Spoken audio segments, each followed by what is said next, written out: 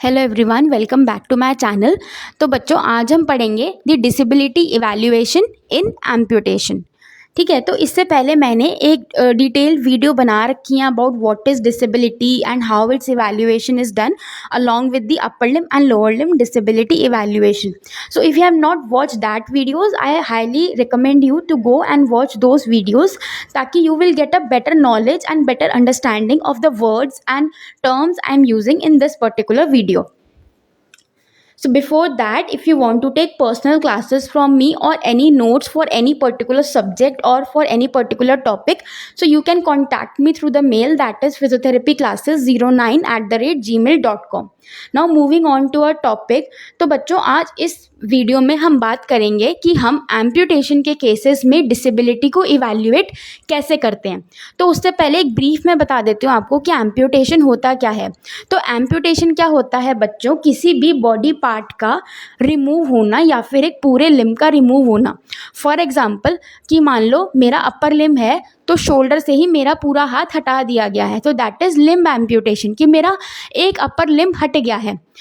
अब और दूसरे बॉडी पार्ट का क्या एग्जाम्पल हुआ कि जैसे मेरा जो रिस्ट है, रिस्ट का पार्ट मेरी बॉडी से रिमूव कर दिया गया है, तो that means a part of my body is removed. तो यानी कि रिमूवल या फिर surgical removal of any of the part of the body, ठीक है, इज द एम्प्यूटेशन। अब बेसिक गाइडलाइंस क्या होंगी इसकी। In case of multiple amputee, if the total sum of permanent physical impairment is above 100%, it should be taken as 100% only. अब ये बच्चों किस चीज़ की गाइडलाइंस हैं कि एम्प्यूटेशन में आप जब डिसेबिलिटी इवैल्यूएट करते हो तो उसके लिए आपको कुछ सर्टेन गाइडलाइंस फॉलो करनी पड़ती हैं। ठीक है, तो ये वही गाइडलाइंस हैं कि अगर आपके पास कोई पेशेंट आ रहा है हु इज़ एम्प्यूटेड, ठीक है, तो आप उसको डिसेबिलिटी सर्टिफिकेट कैसे इशू किया जाता है। ऑब्वियसली सिर्फ फिजियोथेरेपिस्ट ही नहीं असाइन किया जाता कि आप डिसेबिलिटी इवैल्यूएट कर दो। एक प्रॉपर पूरी टीम होती है, there is a proper procedure कि आप डिसेबिलिटी इवैल्यूएशन के लिए जाते हो। जब अगर किसी पेशेंट को अपना डिसेबिलिटी इवैल्यूएट कराना है एम्प्यूटेशन के लिए या फिर उसको कोई भी और बीमारी है उसके लिए, तो उसके लिए एक प्रॉपर प्रोसीजर होता है, there is a medical board for it, और उसके अंदर डिफरेंट मेंबर्स होते हैं। One of them is physiotherapist. ठीक है, तो फिजियो को भी इसलिए इस चीज़ की नॉलेज होना ज़रूरी है।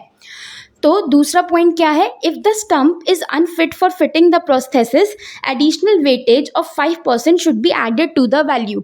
अब बच्चों, स्टम्प क्या होता है, जैसे कि मान लो मैं लोअर लिम्ब की अगर बात करूँ, तो अगर मेरा नी है, नी से नीचे वाला हिस्सा पूरा हट गया है, एम्प्यूटेड हो गया है, तो जो रेजिडुअल लिम्ब बचता है, यानी कि जो बचा हुआ लिम्ब है मेरा हिप से लेके थाई तक, वो है मेरा स्टम्प।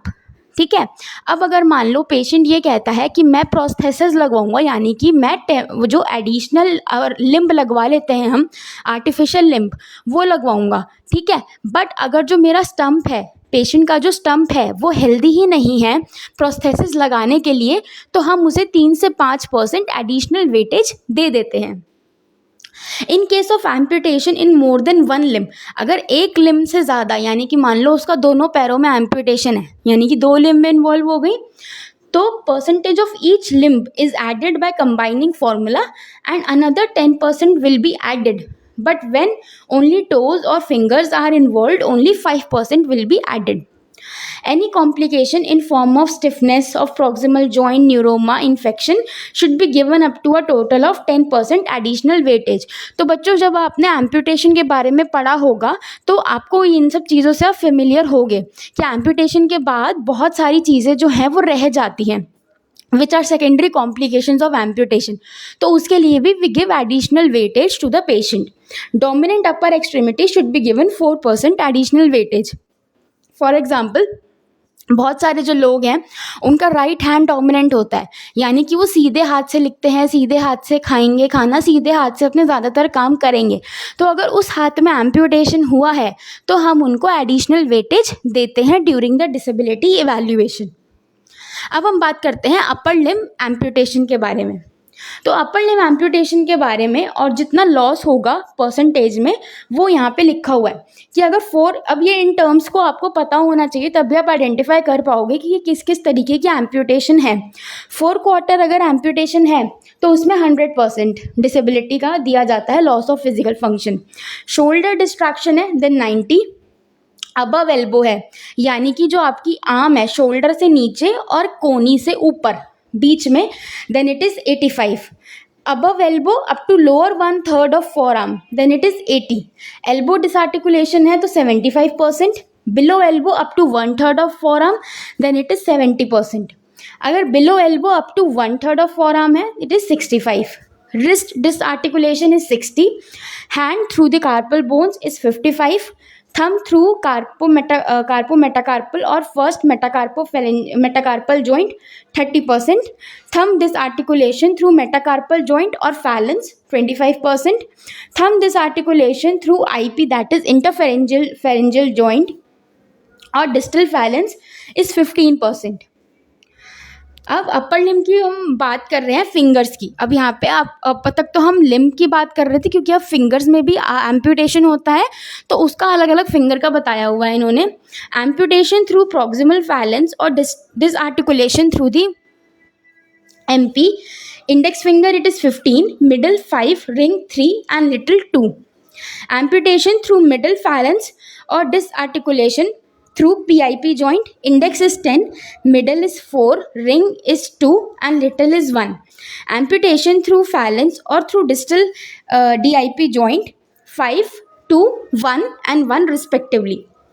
अब बात करते हैं बच्चों लोअर लिम्ब एम्पुटेशन की कि उसमें किस लेवल के एम्पुटेशन पे आपका कितना परसेंटेज ऑफ फिजिकल लॉस दिया गया है। हाइंड क्वार्टर है देन 100%। हिप डिसआर्टिकुलेशन है तो it is 90। above knee up to upper 1/3 of thigh 85%. above knee up to lower 1/3 of thigh 80%. through knee it is 75%. below knee up to 8 centimeter 70%. below knee up to lower 1/3 of leg 60%. So बच्चों these are the guidelines, these are the percentage for physical functioning loss for each limb।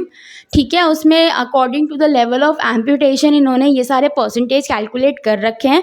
तो अगर कोई आपके पास मान लो patient आता है और उसको नी पे डिसआर्टिकुलेशन है, ठीक है, नी के थ्रू उसका एम्पुटेशन किया गया है, तो आप उसे इस टेबल में देख के जो पर्टिकुलर उसका परसेंटेज के साथ वो कोरिलेट करता है, मैच करता है, that percentage you will give to the patient, right.